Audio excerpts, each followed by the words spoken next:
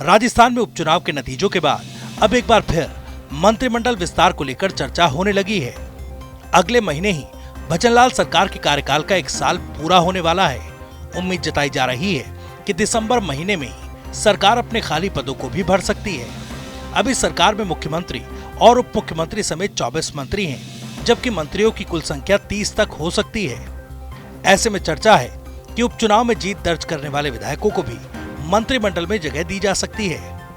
वहीं जहां बीजेपी की परफॉर्मेंस खराब रही, वहां के प्रभारी मंत्रियों पर भी गाज गिर सकती है। 7 विधानसभा सीटों के उपचुनाव में से 5 सीटों पर जीत दर्ज करने वाली बीजेपी के लिए ये किसी ऐतिहासिक फतेह से कम नहीं।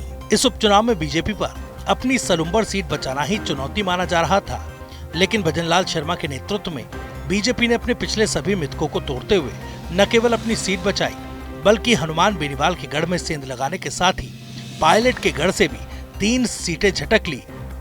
अब चर्चा है मंत्रिमंडल विस्तार में इन 5 विधायकों को प्राथमिकता जरूर मिलेगी। इसकी वजह कही जा रही है कि जिस तरह से रेवंत राम डांगा ने 20 सालों से बेनीवाल का गढ़ बने खींवसर किले को ध्वस्त किया, उससे उनका चांस बनता दिख रहा है।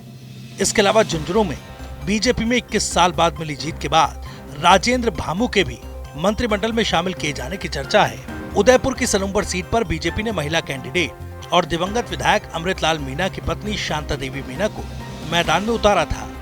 महिला मंत्री के तौर पर उन्हें जगह दी जा सकती है। देवली उनियारा और अलवर रामगढ़ पर भी बीजेपी की जीत बड़ी मानी जा रही है। ऐसे में राजेंद्र गुज्जर और सुखवंत सिंह के पास भी चांस है। इस मंत्रिमंडल विस्तार में अच्छा परफॉर्मेंस देने वाले मंत्रियों को भी प्रमोशन की संभावना है। वहीं जिन विभागों का परफॉर्मेंस खराब रहा, उनको बाहर भी किया जा सकता है। लोकसभा चुनाव के बाद से ही चर्चा है कि जिन मंत्रियों के प्रभार वाली सीटों पर बीजेपी को हार का सामना करना पड़ा, उनकी छुट्टी हो सकती है।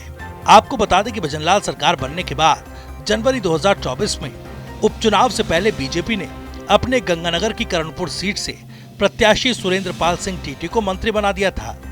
मंत्री बनाए जाने के कुछ दिन बाद वो चुनाव हार गए। ऐसे में उन्हें मंत्री पद से इस्तीफा देना पड़ा। उनके इस्तीफा देने के बाद बीजेपी ने उनकी जगह किसी को मंत्री नहीं बनाया। इधर लोकसभा चुनाव में हार के बाद मंत्री किरोड़ीलाल मीणा भी फिलहाल अपना इस्तीफा मुख्यमंत्री भजनलाल शर्मा को सौंप चुके थे। अब उपचुनाव में उनके भाई को मिली हार के बाद माना जा रहा है कि वो मंत्रिमंडल में वापसी नहीं करने वाले। ऐसे में मंत्रिमंडल में कुल 7 मंत्रियों के लिए जगह बनती दिख रही है। अब देखना ये होगा कि क्या भजनलाल शर्मा अपनी टीम बढ़ाने में कोई दिलचस्पी दिखाते भी हैं या नहीं।